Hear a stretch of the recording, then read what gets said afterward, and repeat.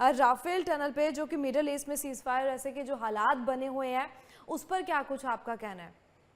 जी, अभी मैं एक इसमें छोटा सा पॉइंट रह गया था, वो कर जी लूं। जी। अभी तो है, तो 5-6 मिनट है हमारे पास, फिर लास्ट पॉइंट थोड़ा जल्दी कर लेंगे। देखिए, एक हमारी भारतीय मूल की हमारी बहन लंदन से जापान जा रही थी, इन्होंने चाइना में ट्रांजिट किया। जो करते हैं, चाइना में 24 घंटे तक आपको कोई वीजा नहीं चाहिए। इनके पास भारत का पासपोर्ट था, पर इनकी पैदाइश अरुणाचल में है। तो चाइना के कस्टम ने इन्हें शंघाई पे रोक लिया, बोला भाई ये तुम्हारा पासपोर्ट इनवैलिड है। इन्होंने कहा क्यों इनवैलिड है?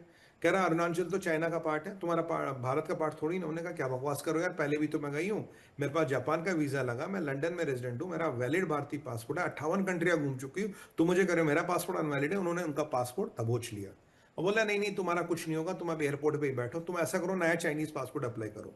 तो काफी उत्पीड़न किया गया महिला का। वो गूगल खोल रही, कुछ नहीं खोल रहा, सब कुछ बंद करे, खाना पीना भी नहीं दिया। फिर जैसे तैसे उन्होंने अपने किसी मित्र को फोन किया, मित्र ने हमारी एम्बेसी शंघाई को फोन किया, शंघाई के एम्बेसी से हमारे 1 घंटे में लोग आए। अब चीनियों से जरा उन्होंने उनको पेच वेच उनके टाइट कर दी, वो महिला फिर निकल तो गई। फिर जायसवाल साहब ने बड़ा कड़ा रुख अपनाया, भाई ये क्या बकवासबाजी है, तुमने क्या किया? फिर चाइना का विदेश मंत्रालय कहता नहीं जी ऐसा है, ये जो चाइना ने किया एज पर चाइनीज रूल किया, ये किया वो किया। तब तक तो हमने थोड़ा हल्के में लिया था। जब चाइना के विदेश मंत्रालय का ये स्टेटमेंट आता, माउनिंग है उसका नाम, उसे मैं म्याओ म्याओ भी कहता हूँ, माउनिंग का स्टेटमेंट आया तो हमने फिर इस पर बहुत ही कड़ा रुख अपना, बोला भाई ये नहीं चलेगा। हमने उनके फॉरेन मिनिस्ट्री में लिखा, बोला जरा ये समझाओ, ये जो तुम ड्रामा कर रहे हो, सर्कस लगा रहे हो, क्या कर रहे हो? तुम्हें क्या लगता है तुम भारत की टेरिटोरियल सॉवरेंटी पे हमला करोगे? तुम भारत के लोगों को तंग करोगे? तुम्हारी इतनी औकात है? हम तुम्हें फिर बता देंगे आटे दाल का भाव क्या होता है। व्यापार व्यापार बूझ लो, ये जो डायरेक्ट फ्लाइटें व्लाइटें चल रही, इनको भी मेरे हिसाब से बंद करना चाहिए।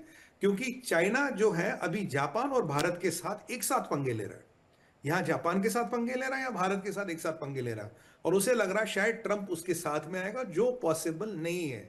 ये जो हमारी बहन ने किया, बहुत सराहनीय काम किया और उनको बहुत बहुत साधुवाद। और हमारे जो एम्बेसी के लोग हैं चाइना में, उनका बहुत बहुत साधुवाद। पर मैं आपको ये बता दूं MH1 पे, ये गुंडई भारत चलने नहीं देगा। ये खरासर इंटरनेशनल रूल्स का वायलेशन है, बदमाशी है, और भारत को ये मंजूर नहीं। भारत कड़ा जवाब देगा इसको, और कल मिला भी है, औकात गिना दी है। चाइना की वेंगी, यानी कि जो उनका विदेश मंत्री है, मुंह छुपाता फिर रहा है। 24 घंटे हो गए, उसका एक जवाब नहीं आया जब से जायसवाल साहब ने उसकी क्लास ली है। अब बिल्कुल। आपके दूसरे विषय पे आते हैं, इसको जरा जल्दी से खत्म करेंगे, देखकर टाइम कितना है। देखिए, रफा टनल्स जो है, अनामिका जी, रफा टनल जाती है इजिप्ट। सारी लड़ाई, सारा खेल रफा टनल्स का था। इजिप्ट यानी कि मुस्लिम ब्रदरहुड यानी कि पूरा अफ्रीका तक आपका रीच। इस कनेक्शन को बचाने के लिए लोगों ने बिलियंस ऑफ डॉलर पहुंचाए ट्रंप के जमाई तक या विटकॉफ तक, भाई ये टनल्स बचाओ। पीछे विटकॉफ आया था, बोला भाई यहाँ 200 जहादी हैं, तो अगर आप ये हमें हमास के बोला था कि भाई हमास का मेरे 200 जहादी इन टनलों में, उनको सेफ पैसेज दो।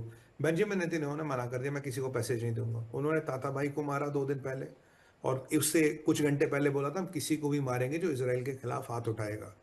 और अब इसराइल ने डिक्लेयर कर दी, ये जो रफा टनल्स में 200 जहादी, 50 जितने भी बचे हैं, हम एक एक को चुन चुन के मारेंगे।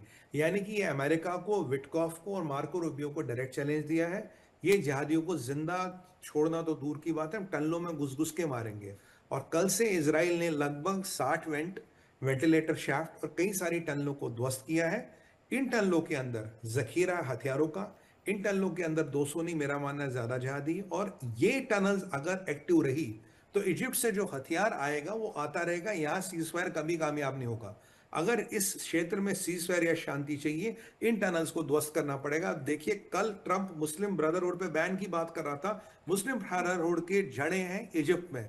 और आज बेंजामिन नेतन्याहू ने कहा कि हम इन टनल्स को बिल्कुल ध्वस्त कर देंगे, हमें कोई फर्क नहीं पड़ता दुनिया क्या सोचे क्या करे, we will go and kill everybody. उसने कहा हम एक एक को चुन चुन के मारेंगे और मौत के घाट उतारेंगे, और तब तक नहीं रुकेंगे जब तक एक भी जहादी हथियार लेके जिंदा है। तो अब आप खुद सोचिए अनामिका जी, जिस टनल्स के पीछे सारा खेल रचा गया, सीज फायर का ड्रामा रचा गया, जी। उसको बेंजामिन नेतन्याहू ने सरे से खारिज कर दिया।